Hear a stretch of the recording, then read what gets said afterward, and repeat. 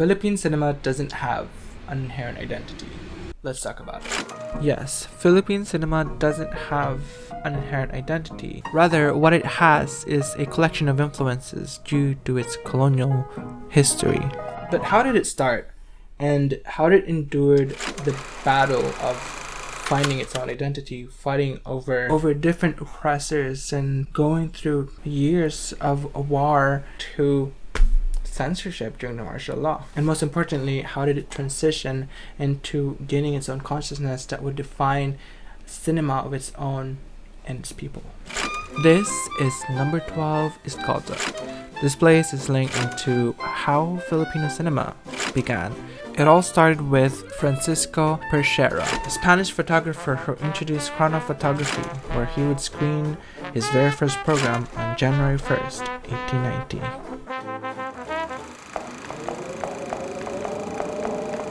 This marks an incredible start for cinema in the Philippines. However, it didn't even last for more than 3 weeks. Later, an American soldier, Antonio Ramos, went to the Philippines and previewed European films such as the Lumiere brothers, their earlier works. And yeah, it sort of blossomed his career during his stay, but it was also short-lived because he left to Shanghai thereafter, and there's two revolutionary events that could have started the film industry in the Philippines, but it was not enough. Undoubtedly, the film's arrival in the Philippines came at an inopportune time. The death of Dr. Jose Rizal by musketry in December of the same year put the native society in turmoil. Rizal's death happened only 2 days before the film would be shown inside Perchera's entertainment saloon. Despite the arrival of his new novelty and technology wonder, Manila was wrapped in gloom. In addition to that, the warfare in the Philippines put the Philippine cinema into a halt, which is fair because it's hard to justify technological advancement in the entertainment industry to Filipinos while fighting for their freedom. The seaplane base of the Philippine group is at Cavite, named after the place where Dewey destroyed the Spanish fleet in the famous Battle of Manila Bay. The city of Manila, capital of the Philippine Islands, is built along the colorful Pasig River. The Manila of today is a large and modern city at the crossroads of the seven seas, important in the world's trade and commerce.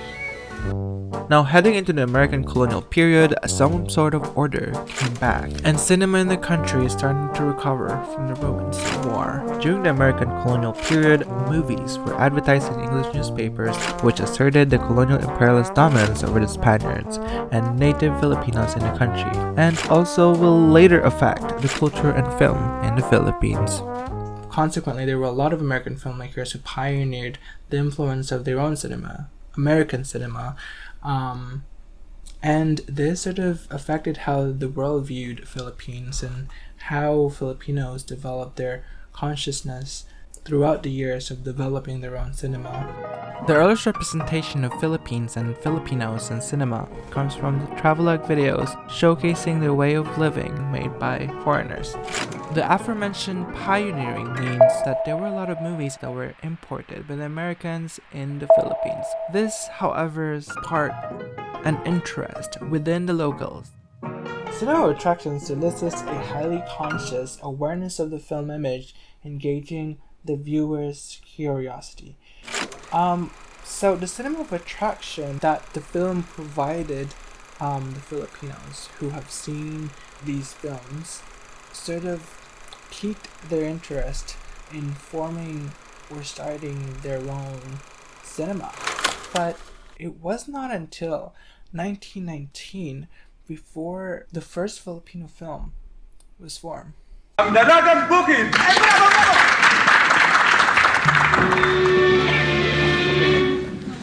May isang dalagang nasa loob ng tubig, kinis ng ganda niya'y hubog sa nilalim. It was called Dalagang Bukid by Jose Nepomuceno that fought the roaring Hollywood industry together with the Spanish and American culture portrayed in the narrative and stylistic forms of film.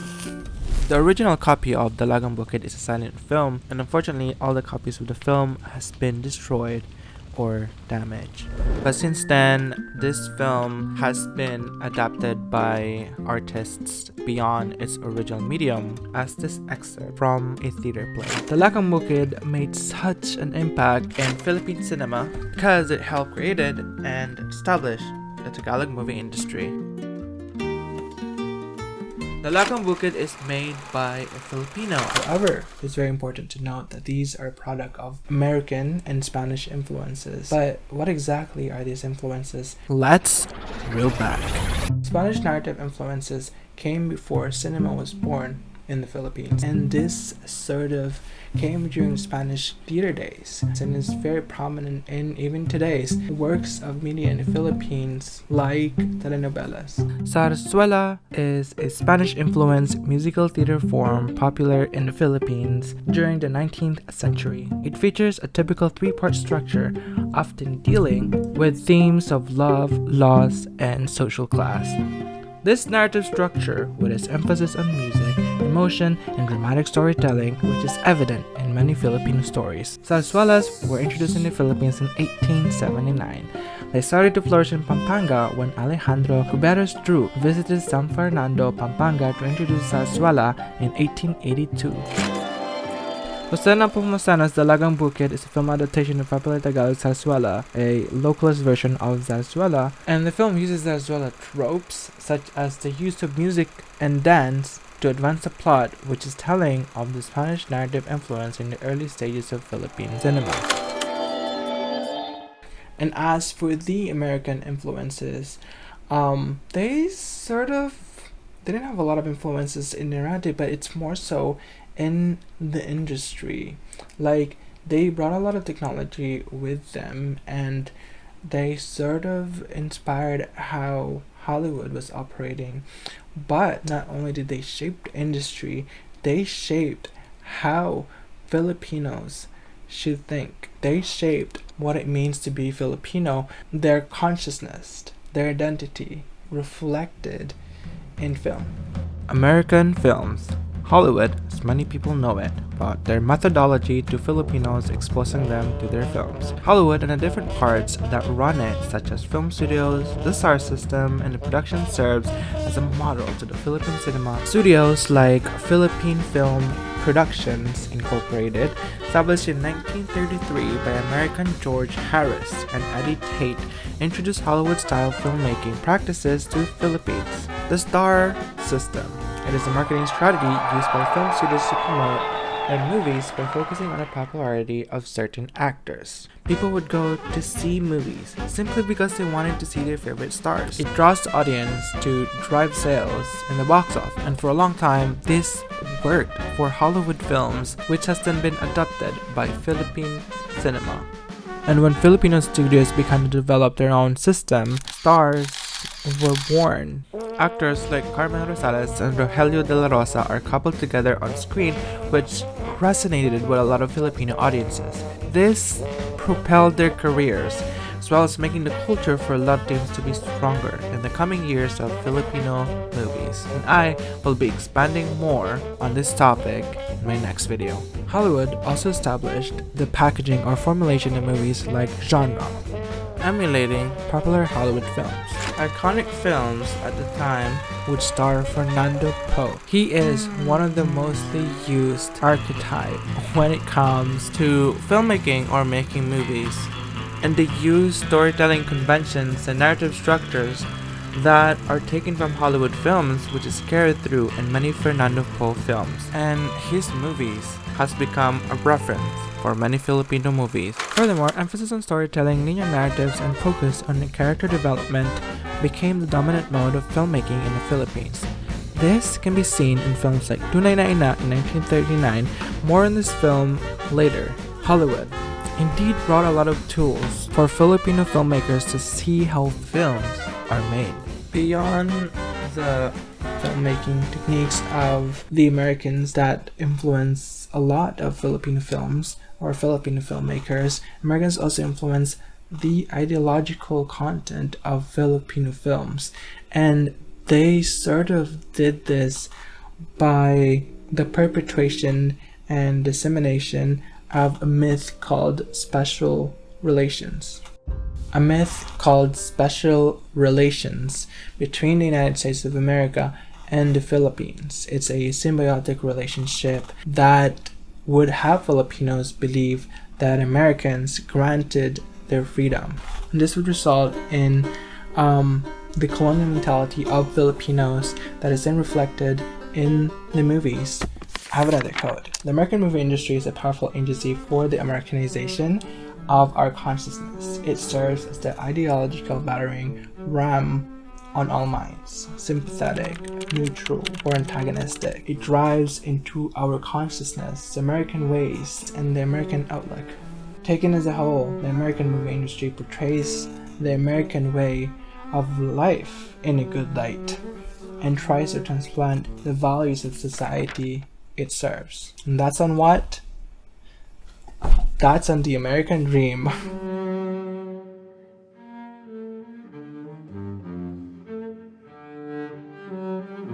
Without proper representation of Filipinos in Hollywood, and this continued dependence on Hollywood, it further develops and continues the myth with this relationship, the faux relationship between the United States of America and the Philippines, so as to make Filipinos believe in that American dream. Undoubtedly, film conquered the Filipinos' minds even before the guns of war muted their cries for independence. Motion pictures became a window to the American way of life, creating a desire for things American.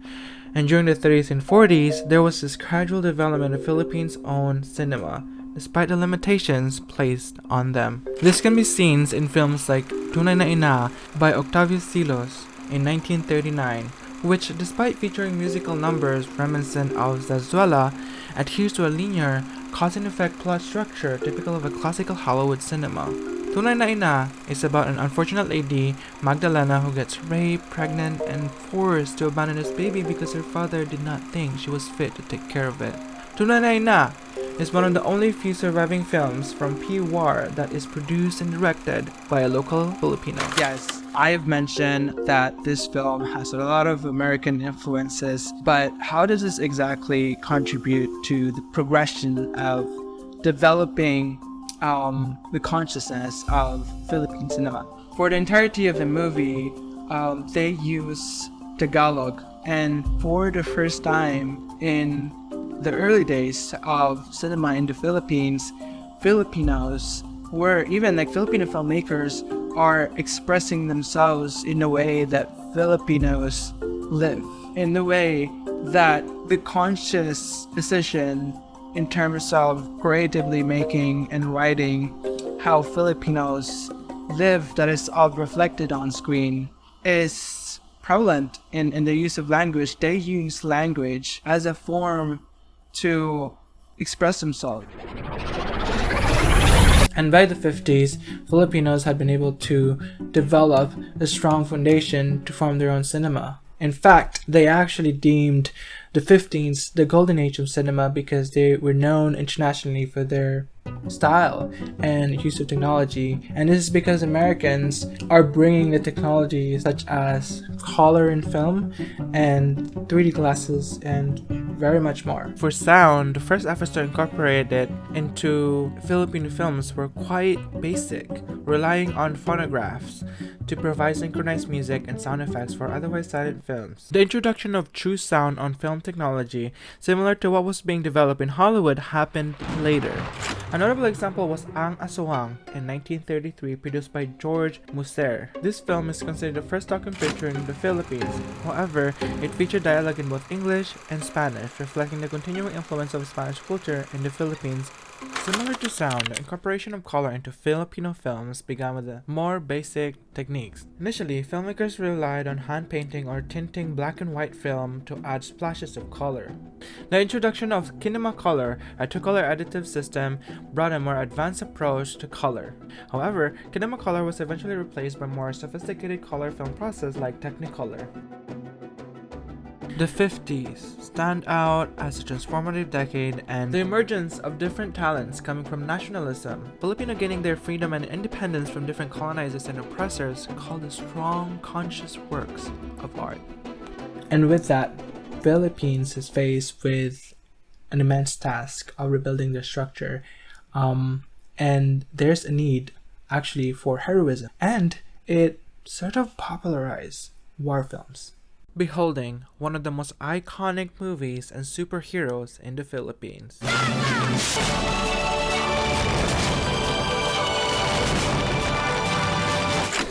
Darna is a fictional hero that gets superpowers from swallowing a magical stone to save the world. Darna is a film from a comic by Mars Aravilo, and the first Darna film that was ever created or released was in 1951, but the complete copy of the film has not been restored. And the 1951 Darna film was directed by Fernando Po Sr. and starred Rosa de la Rosario as an iconic superhero. As I mentioned, Fernando Po Sr. followed the American storytelling convention and film production methods, which is a pioneering moment that resembled superhero movies in other countries, especially Hollywood films. The 1951 version of Darna, its visual effects were simple by today's standard but innovative for that era. Darna was a commercial success that established the potential of local superheroes and has continued to be adapted for years to come. Darna is truly that national hero that speaks to empower women and shows a very deep matriarch attitude that's remained before years of colonization. This is a testament into how well Philippine cinema is doing, into the progression or inclination of movies in the country, because they are actually able to compete with Hollywood movies, not just in the Philippines, but internationally. In fact, Philippines is actually the second largest country in Asia that produces film during the 50s, next to Japan. And in the 50s, the Philippines produced averagely 350 movies per year. This decade also witnessed the rise of influential filmmakers and actors who shaped the cinematic landscape. Directors like Lamberto Avellana became known for their innovative storytelling techniques in Avellana's Anak na Dalita in 1956. This film explores the struggles of the urban poor while showcasing the director's artistic vision. The emergence of film festival in the 50s helped to elevate the status of Philippine cinema, allowing it to gain recognition both locally and abroad. The impact of this era was further solidified because of film festivals, which began the celebration and promotion of local films. These events fostered a sense of community and pride in Filipino cinema, encouraging filmmakers to produce high-quality works that could compete on both local and international stages. The 50s is where Filipinos really develop their consciousness and identity. In a way, they kind of came in all together as a camaraderie that really formed different forms of art, including film, including the collective consciousness and what it means to be Filipino. And maybe this is the causal effect of the ruins where Filipinos have picked up different influences, different pieces,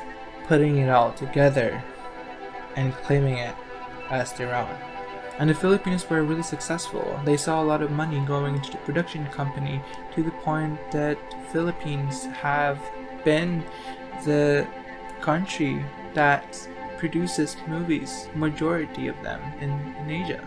However, I think what happens next is actually what I would consider the golden age of cinema, because Philippines not just continued or furthered the progression of Philippine cinema, it really stamped our ways of being, our ways of consciousness, fighting another oppressor.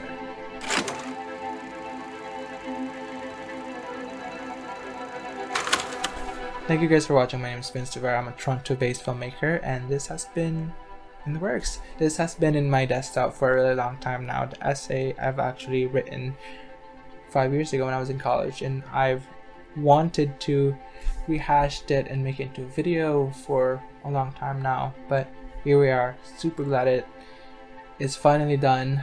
I've finished it, completed it. I'm so excited to share with you guys, and it really helped me develop even my own consciousness and how I viewed myself and how I am as a person, and also understanding how others view me.